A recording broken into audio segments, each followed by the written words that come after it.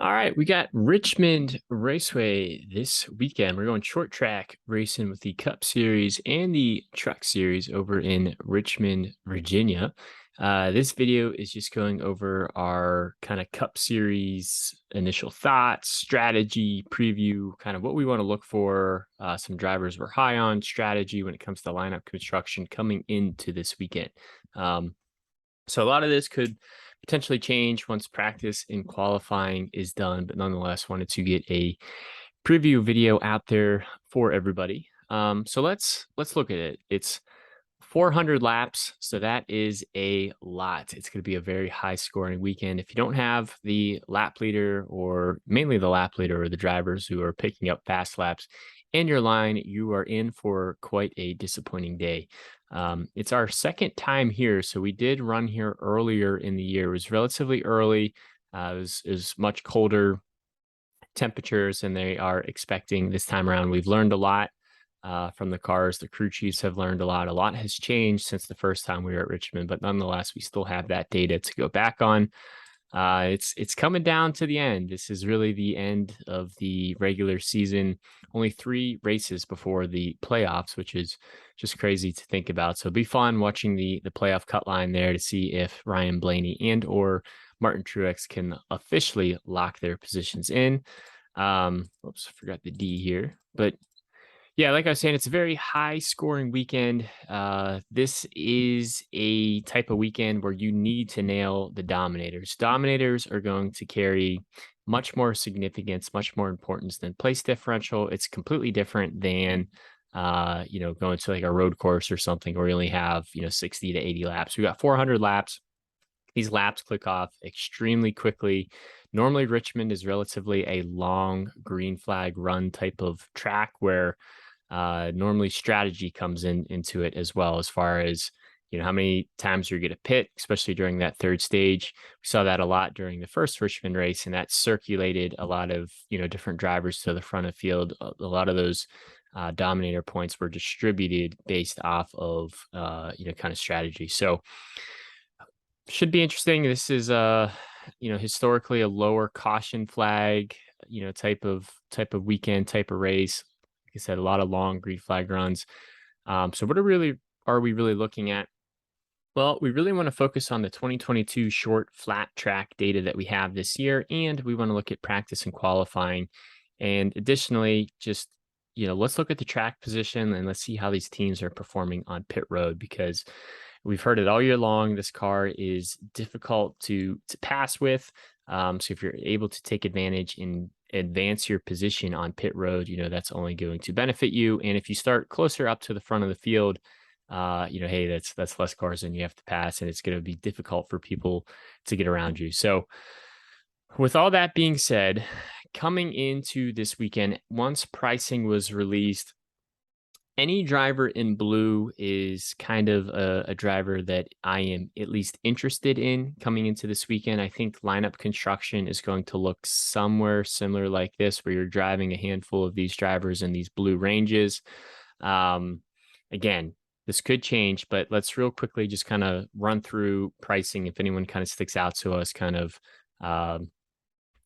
some of the guys that we like. So give me 1 second here. Oh, how about I was driving home yesterday and I stopped at this like small little souvenir shop, and they had $5 NASCAR shirts outside. So I had to pick one up. So figured I'd wear it for the video. All right. So looking at Richmond, JGR has historically run very well here. They have a great short track program. Kyle Busch is the most expensive, followed by Denny Hamlin. Denny Hamlin did win the earlier Richmond race, but like I said, it got a little bit weird in that third stage. Everyone was kind of more or less on different strategies, and that team, had kind of the cards fall in their favor. They were able to, have the fastest car at the end and eventually pass their way up through the field and take the checkered flag. But Kevin Harvick was right behind Hamlin, running him down. I think Truax and William Byron were on a different strategy, and they still came home top 5 as well. So it should be interesting how strategies play out. Kyle Busch is the most expensive. He is very good at this track. However, he is really just trending in the wrong direction as of late. That team has really been struggling. He burnt a ton of people last weekend at Michigan when he wrecked out. So that potentially might lower his ownership a little bit this weekend, but he is the most expensive, which was a little bit as a surprise to me. Denny Hamlin is also up there. He's going to be expensive. He might get a little bit more of an ownership jump this weekend just because he did win the earlier Richmond race in the season. So a lot of casual fans might just see the results and, hey, Hamlin had a good car. Let's plug him in. So he might get a little bit of a jump this weekend. Chase Elliott has just been super consistent. If you look at just the regular season point standings, it's crazy how much farther ahead he is than everyone else in the field. Um, so I see Elliott getting out and being a dominator. I don't know. I think it's possible. I think you probably want to lean on JGR and most specifically, probably Martin Truex Jr. Martin Truex Jr., I think everyone's going to be talking about him coming into this weekend. This is really his best opportunity to get into victory lane and really lock himself into the playoffs. He has won 3 of the last 6 Richmond races. Historically, is the favorite to win here. He leads a bunch of laps. He picks up fast laps. I mean, it is more or less his race to lose from a statistical standpoint coming into this weekend. Even the sports books have him as the favorite. So he should be popular. Was surprised he wasn't the most expensive or a little bit more expensive on the slate. So I think Truex is going to be extremely high owned, but and for good reason. Larson and Chastain, again, not that I'm not going to get there. If you're going to pay all the way up, I'd rather try to get Truex, or maybe one of his JGR teammates, or Chase Elliott, who is more or less the hottest driver in the series right now. Getting down to the 9K range, this is where it kind of gets interesting. For me, I just want to really jam in as many lap leaders as in my lineup as possible. So what does that mean? I think pricing more or less doesn't really matter too much because if a driver gets out there and leads 100, plus laps, they're going to pay off their salary as long as they, don't, wreck out on, I guess, on lap 101 and lose all those points. But if they can get out front and lead laps and just more or less get a decent finish, they're going to pay off their salary kind of regardless of what it is. So for me, it's just who are the 3 to maybe 4 drivers I feel the most confident in who can get out front and lead laps, and let me find a way to build around those 3 to 4 drivers, regardless of, potentially how low I might have to go on the slate. So I think this is a weekend you really want 3 to 4 drivers in your lineup who have the ability, who have the potential to get out front and lead laps, and then just try to find some value plays around there. You're just increasing your chances of getting that lap leader because once this thing goes green and it's long green flag runs, if you don't have that driver who's in first place, you're going to be missing out on a ton of points. So I'd rather increase my chances with stacking, more drivers that have the ability to get out front instead of maybe just 2 drivers and then stacking them with place differential plays. So getting to the 9K range, you got Blaney, Bell, Logano, Harvick. Really like all these guys. Blaney is in pretty much a must-win situation, very similar to Martin Truex. He's currently second in the point standings, regular season point standings, but he has, he's on the bubble basically because he doesn't have a win, which is just crazy to me with this playoff format that we have.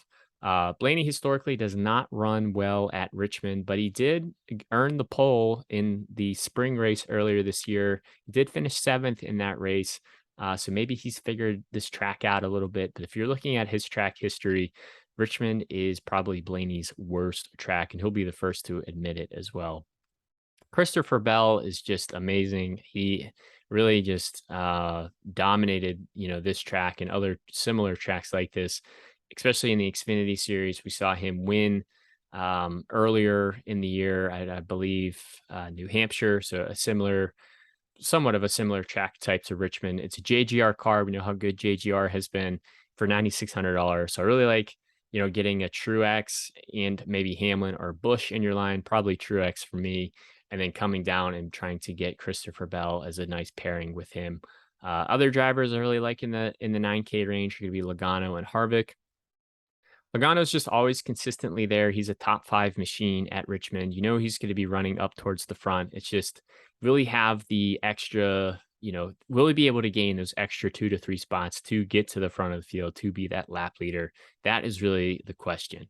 I think Logano is going to be up there, top 10, top 5 all day long. It's just, can he have the car and or the pit crew or qualify, towards the front to maintain, that track position. So really like Logano. Harvick has momentum. They just won at Michigan. They're clicking, and they almost won this race earlier in the year too. If this race would have gone an extra 10, 15 laps, there's a good chance Harvick would have caught Hamlin and most likely passed Hamlin and got the win that day.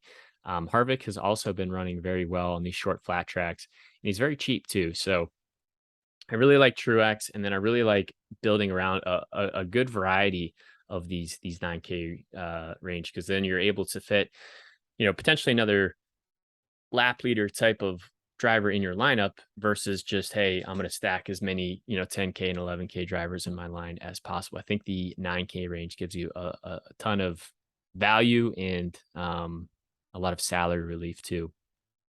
Getting down to the 8K range, really Byron and Bowman are going to be the two drivers that pop off for me here. Both of them are struggling, so that is a concern. They are both trending in relatively the wrong direction. I would say Bowman is definitely trending further in the wrong direction than Byron, but both of them have slowly started to rebound a little bit.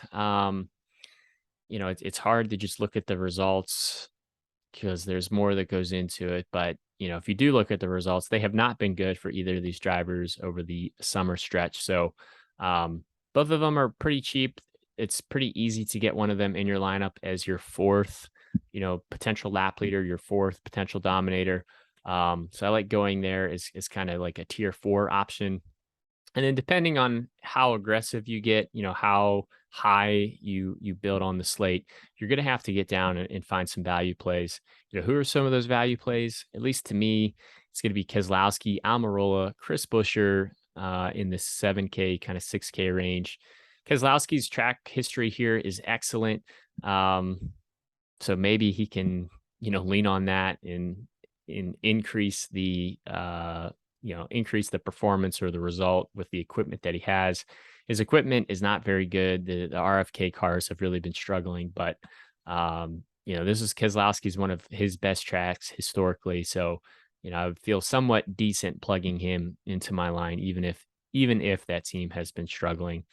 Almirola usually runs pretty well on these short flat tracks, so I really like the value there. And Buescher also runs decently well, $400 less than Keselowski. So I like maybe one of those drivers. It's kind of like a mid-tier range to pair with some of these more expensive ones.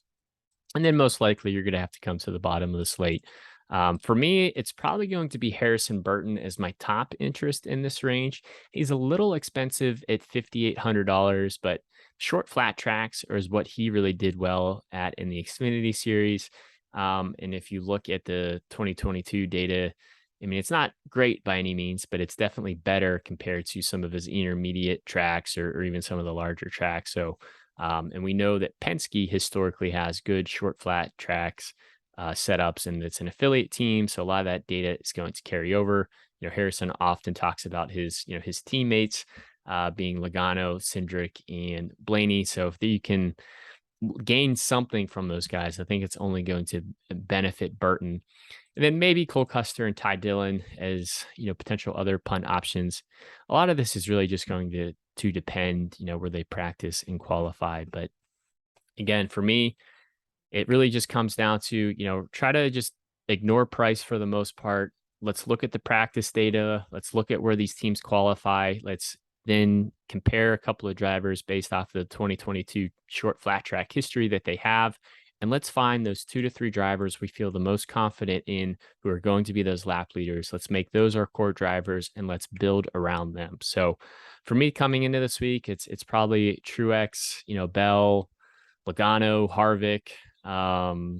Those would probably be my favorite plays, of more of like a balanced type of dominator build to build around, and then dropping down and getting, some of these other drivers in blue. So that's going to be it for the initial preview. Don't know if I'll do a truck preview video. Most likely it'll just be a final picks video for that one.